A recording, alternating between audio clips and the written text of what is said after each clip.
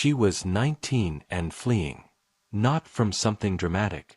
Not from danger or violence or the kind of circumstance that announces itself clearly enough to explain to other people. From something quieter and harder to name.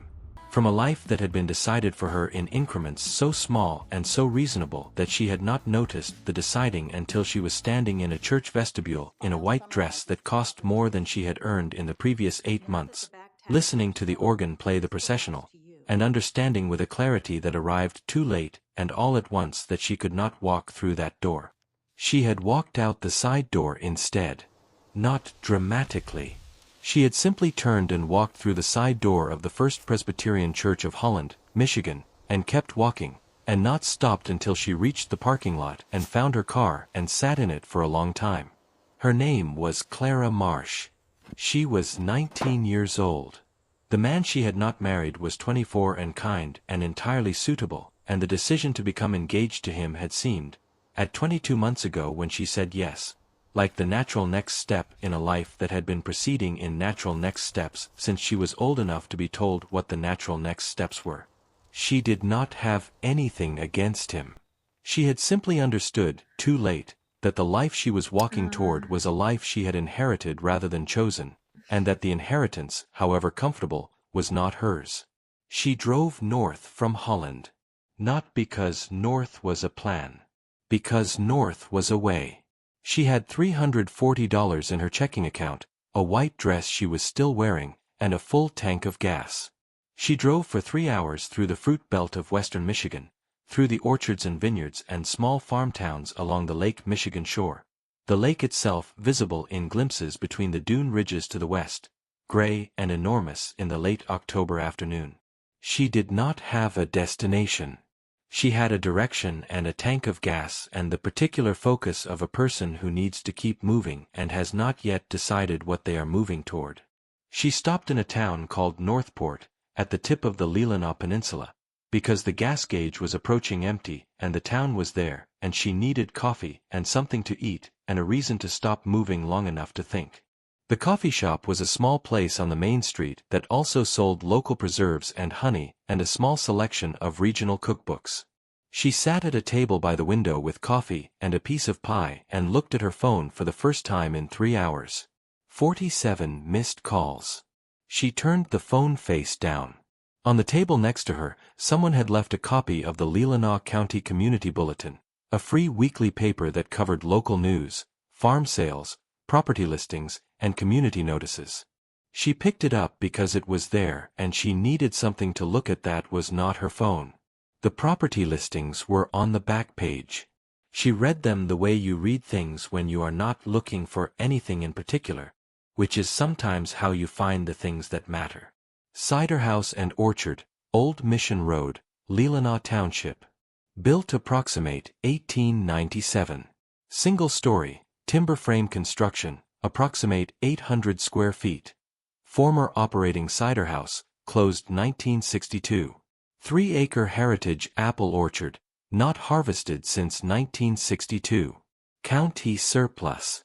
Asking price, $1. Clara read the listing. She read it again. She looked out the window at the Northport Main Street in the October afternoon. She looked at her white dress. She looked at the listing again.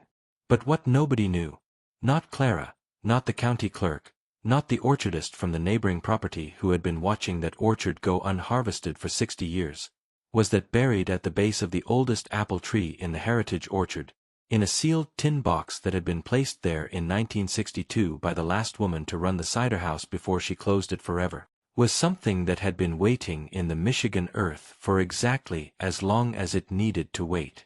Before we continue, if stories like this mean something to you, hit subscribe and leave us a like. And tell us in the comments where you're watching from. We love seeing how far these stories travel. The Leelanau County Property Office was in the county seat of Sutton's Bay, 12 miles south of Northport on the Bay Shore Road. Clara drove there the next morning in her regular clothes. She had found a thrift store in Northport that opened at 9 and had spent $11 on jeans and a flannel shirt and left the white dress folded on the passenger seat of her car like something she was not yet ready to throw away but was not going to wear again.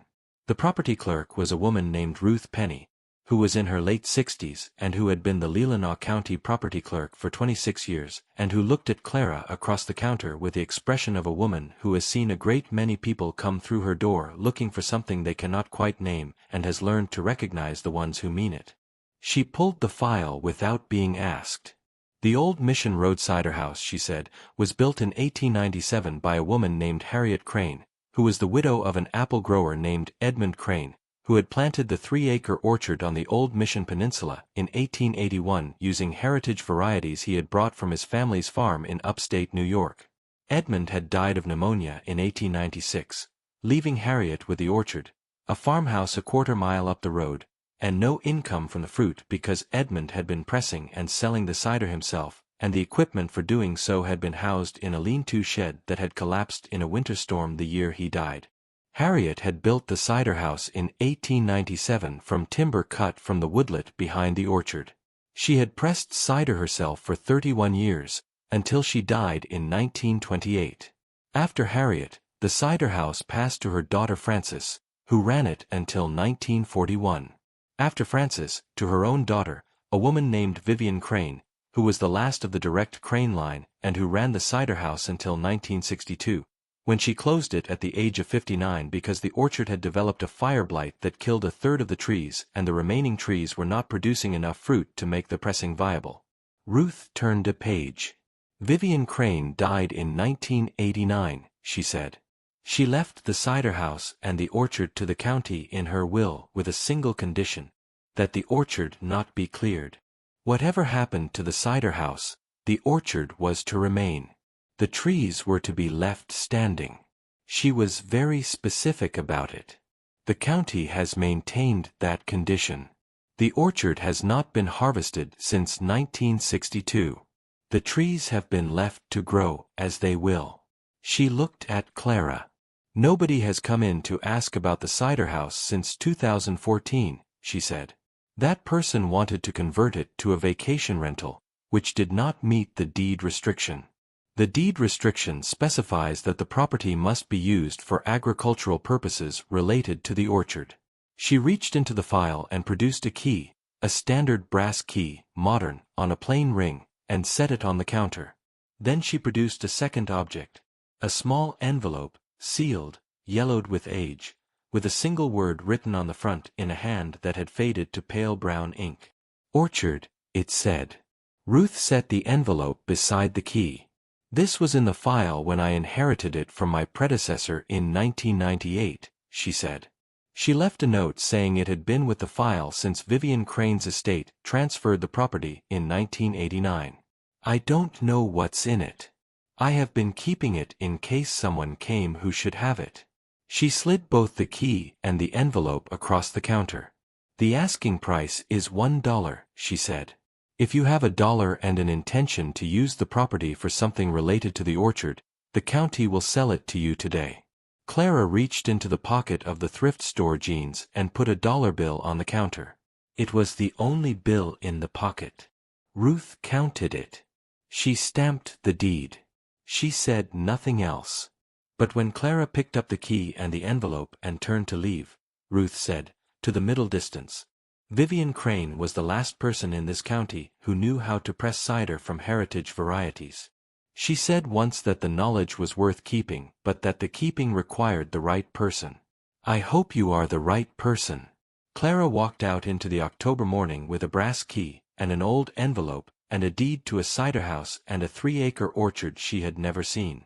The old Mission Road cider house was 4 miles north of Sutton's Bay on a dirt road that ran along the ridge of the old Mission Peninsula, the west arm of Grand Traverse Bay visible through the hardwoods to the left and the east arm visible through the orchards to the right. The peninsula in October was the color of fire, the maples and oaks at peak color, the apple orchards a deeper red and gold, the sky above the bay a cold bright blue that the Great Lakes do in October when the air has turned and the light has changed. She found the cider house by the county road marker and a mailbox post with no mailbox, just a rusted iron arm pointing at a 2-track drive that disappeared into an old orchard. She drove in slowly. The orchard was extraordinary. Not because it was well maintained, it was not. 60 years of no harvest and no pruning had let the trees grow in every direction, their branches crossing and recrossing above the two-track in a canopy so dense that the light inside the orchard was a particular filtered green gold even in October. The trees themselves were old, gnarled and massive, their trunks thick as a person's waist, their bark deeply furrowed, the kind of growth that happens when an apple tree is left to its own logic for 6 decades. Unpruned apple trees do not die. They grow wild and enormous and return to something older than the cultivated varieties, something closer to what apple trees were before anyone decided what shape they should take. And there were apples. Unharvested, unpicked, many of them fallen and rotting in the long grass below the trees, but many still on the branches, small, irregular, the heritage varieties that Edmund Crane had brought from New York in 1881. Varieties that had no names in any current commercial catalog because they had been replaced by more uniform, more shippable, more marketable apples decades ago. The fallen apples smelled extraordinary. Not the clean synthetic sweetness of a grocery store apple, but something deeper and more complicated. Tannin and wild yeast and the particular fermented sweetness of fruit that has been on the ground long enough to begin its own slow transformation. She parked at the end of the two-track where the orchard opened into a clearing. The cider house sat at the far edge of the clearing, backing against the woodlet. It was a single-story timber frame building, its board and batten siding weathered to silver, its standing seam metal roof dark with lichen and age. A wide double door faced the orchard, the doors through which the apple harvest had once come in by the bushel basketful. A single window on each side. A stone chimney on the north end. She sat in the car for a moment. Then she got out and walked to the cider house door and put the key in the lock and turned it. The lock opened. The door swung inward. The interior smelled of old wood and dried apple, and the ghost of fermented cider that had soaked into every surface across 60 years of pressing. It was a single room, perhaps 30 feet wide and 25 deep, the timber frame exposed above, the floor-wide plank pine worn smooth and stained dark with decades of juice. Along the north wall, the original press was still in place, a large wooden screw press of the kind that had not been manufactured since the 1940s, its frame of hand-hewn oak, its screw of turned hardwood, the pressing platform still in position. Above the press, a system of wooden pulleys and rope for lifting the pomace basket was still rigged to the ceiling beam, the rope old and stiff but intact. Along the east wall, a row of wooden fermentation tanks, open-top, barrel-staved, held together with iron hoops that had gone dark with rust but were still holding, stood in a line. 6 of them, each perhaps 50 gallons. The tanks were empty and dry and had been for 60 years.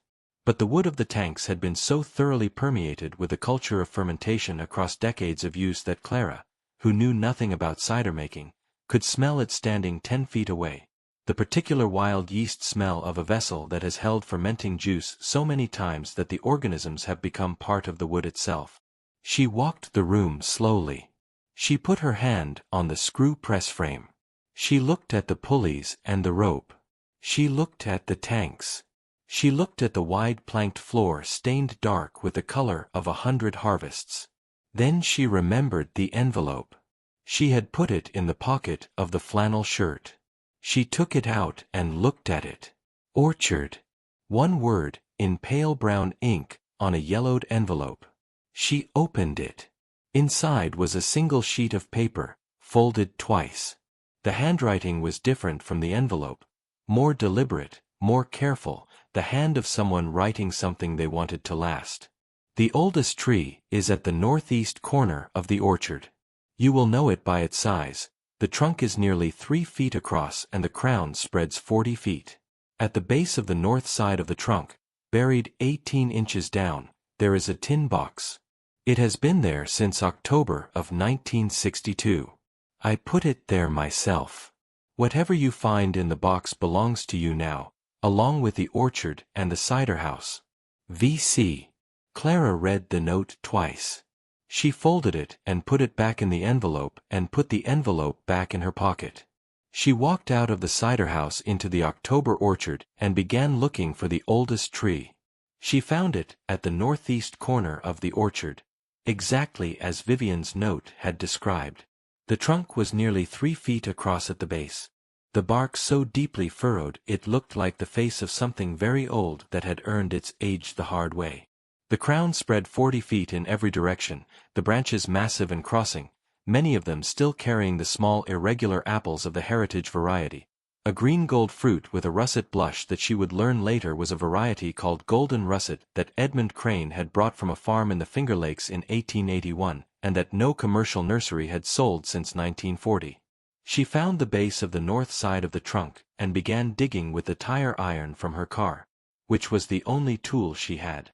The ground was cold and the October digging was hard, but she had the particular focus of someone who has walked out of a church and driven 3 hours north and bought a cider house for $1 and received a note pointing her to a buried tin box, and that particular focus turns out to be enough for most forms of difficult work. At 18 inches, the tire iron hit metal. She cleared the earth away with her hands. The tin box was a standard document box of the kind that had been sold at hardware stores in the mid-20th century.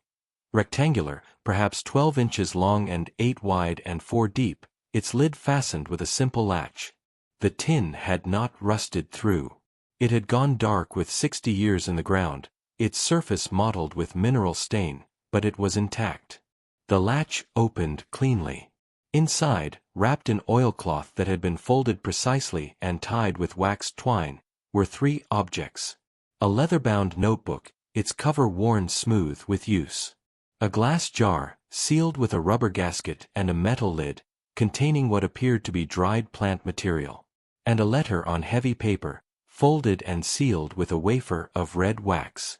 She carried the 3 objects to the base of the old tree, and sat with her back against the trunk, and unwrapped them. She opened the letter first. To whoever finds this box. My name is Vivian Crane. I am the granddaughter of Harriet Crane, who built the cider house in 1897, and the daughter of Francis Crane, who ran it from 1928 to 1941. I ran it from 1941 to 1962, when the fire blight took enough of the orchard that pressing was no longer viable. I am burying this box in October of 1962, the last day I will press cider from this orchard. I am 59 years old. I have been pressing cider since I was 12 years old and learned from my mother, who learned from hers. The notebook contains everything I know about pressing cider from heritage apple varieties. Not the general knowledge that you can find in books. The specific knowledge. How the golden russet in the northeast corner of this orchard behaves differently from the golden russet grown anywhere else, because the soil of this peninsula is different from every other soil, and the lake effect on the weather is different from every other lake effect, and the wild yeast that lives in the air of this particular orchard is different from every other wild yeast. How the blend changes by year depending on how the season went. What the fermentation tanks want in cold years versus warm years. What my grandmother learned about this orchard's particular character that she passed to my mother that my mother passed to me. This knowledge does not exist in any book. It exists in this notebook, and in 60 years of my hands working this press in this orchard, and when I die it will exist only in this notebook. The jar contains the mother culture from the fermentation tanks. A wild yeast culture specific to this orchard and this cider house. My grandmother began it. My mother maintained it. I have maintained it. A live culture dried and sealed this way will survive longer than most people believe. If you find this within 20 years, the culture may be revivable. If you find it after that, try anyway.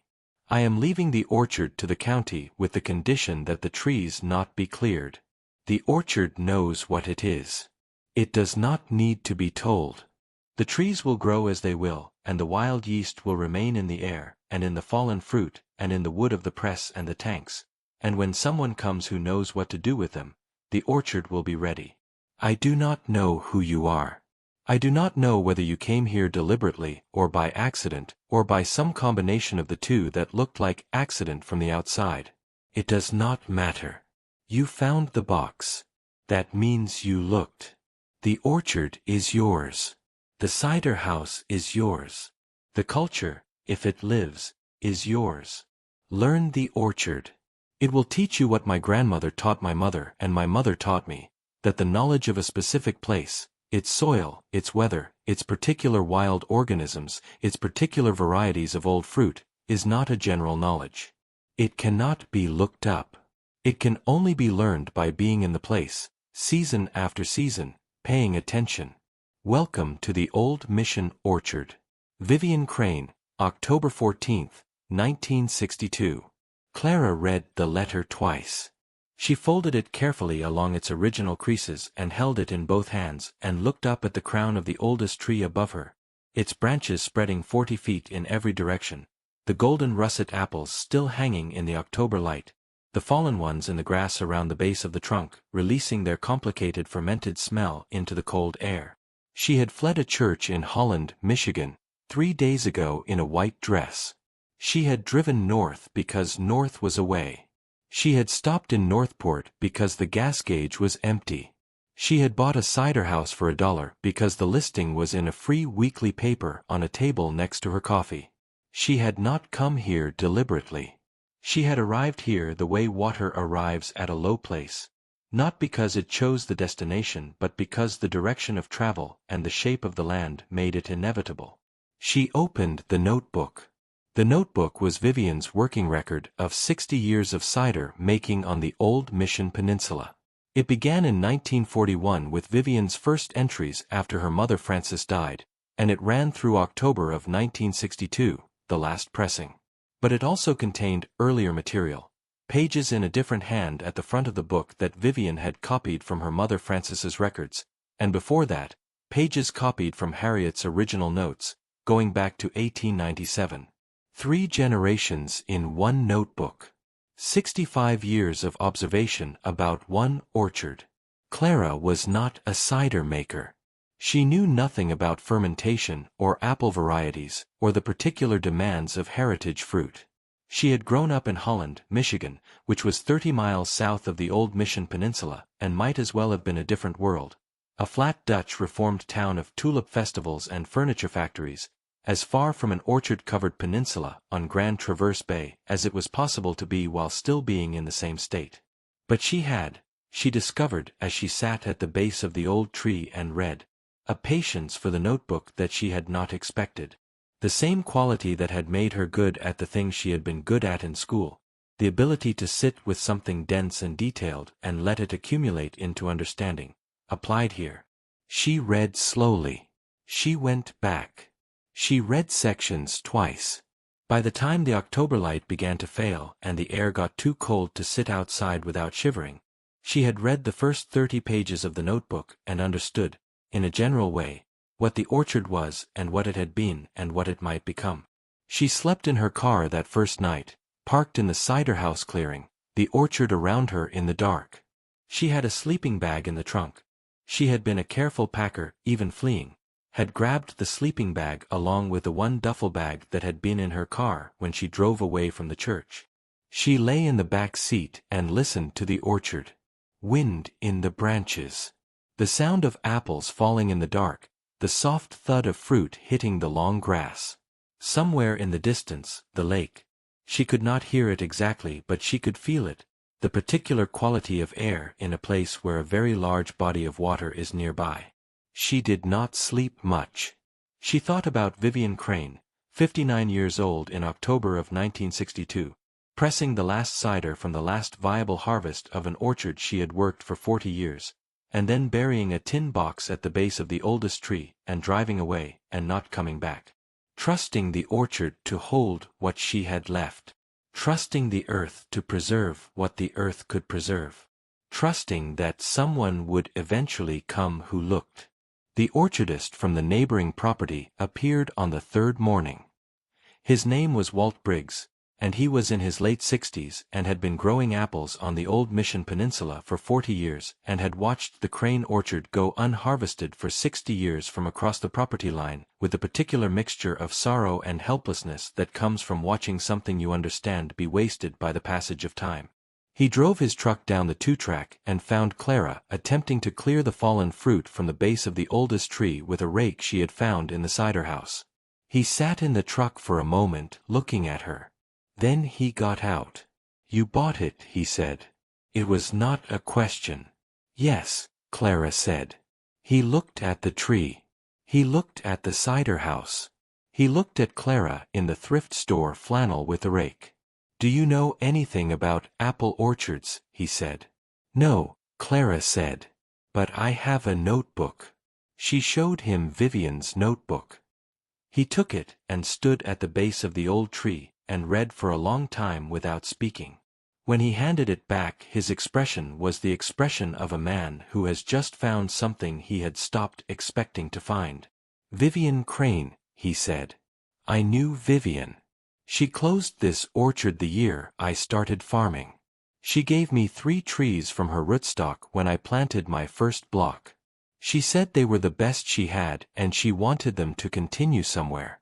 He looked at the orchard. These trees are not dead, he said. They are wild. That is not the same thing. A heritage apple tree that has not been pruned in 60 years is not a dying tree.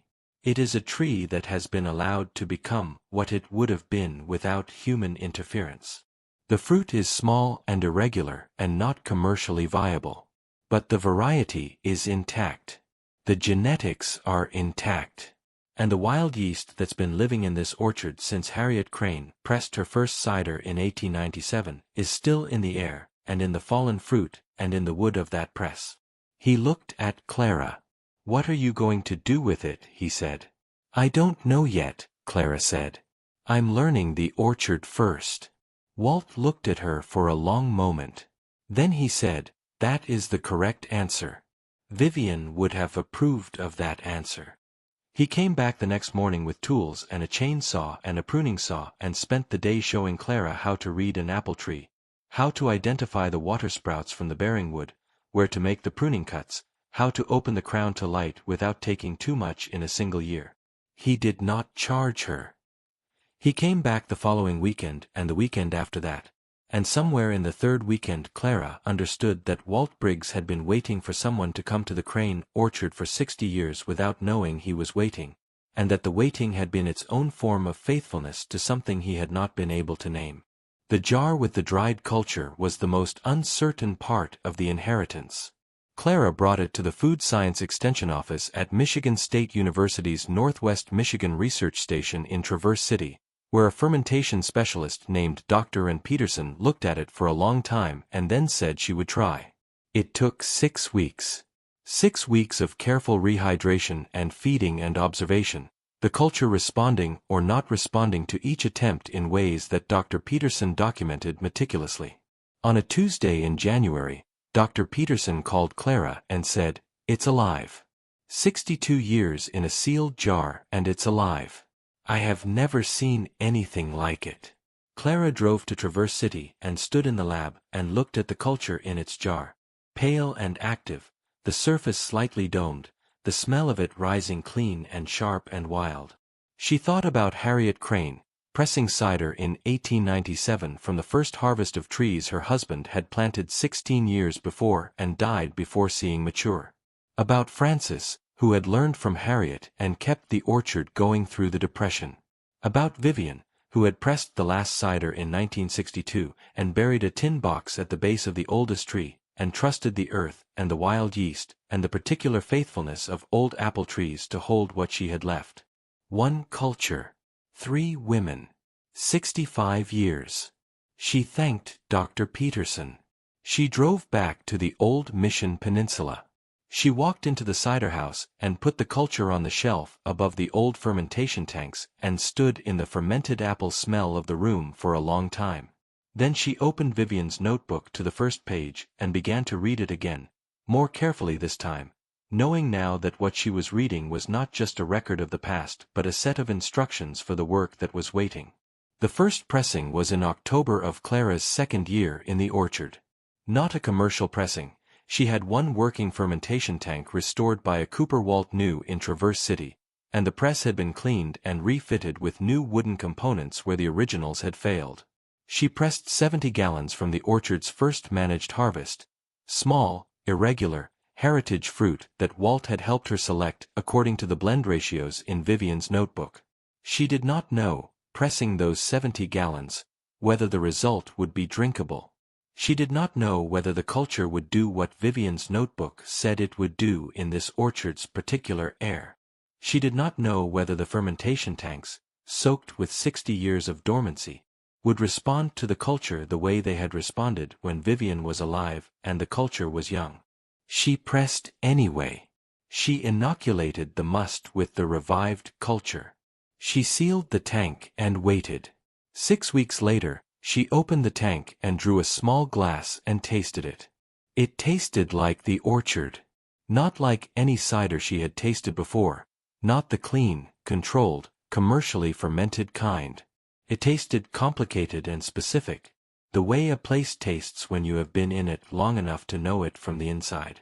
The golden russet and the wild yeast and the cold Michigan autumn and the particular mineral character of the old Mission Peninsula soil, all of it present in the glass, inseparable, the way the character of a place is always inseparable from the things that grow in it. She called Walt. He came and tasted it and did not say anything for a long time. Then he said, "That's Vivian's cider. I tasted it once, in 1963, from the last bottle she had. That's it." Clara did not say anything. Walt said, "You brought it back." Clara thought about that.